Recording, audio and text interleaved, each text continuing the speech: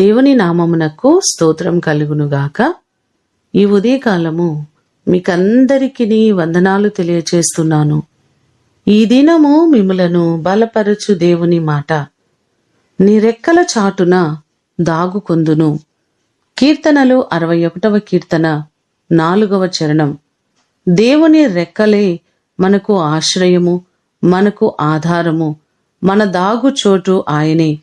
ఆయనే నిరంతరము మనలను కాపాడేవారు, సంరక్షించేవారు. 91వ కీర్తన 3-4 చరణాలు చూస్తే, వేటగాని ఉరి నుండి మనలను విడిపించే దేవుడు, నాశనకరమైన తెగులు రాకుండా రక్షించేవారు.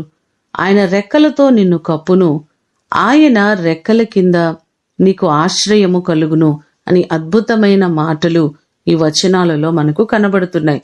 మనము ఎక్కడికి వెళ్ళినా మనలను సంరక్షిస్తూ ఇప్పటి వరకు కాచిన దేవుడు, కాపాడిన దేవుడు, అనేక ఆపదల్లో నుండి, ప్రమాదాల్లో నుండి తప్పించి నడిపిస్తున్న దేవుడు ఆయన. ఇప్పటి వరకు కాచిన దేవుడు ఇక ముందు కూడా ఆయన రెక్కల కింద మనలను దాచి సంరక్షించునుగాక. ప్రార్థన చేసుకుందాం. పరలోకమందున్న మా తండ్రి, మీ పాదములకు వందనాలు, స్తోత్రాలు.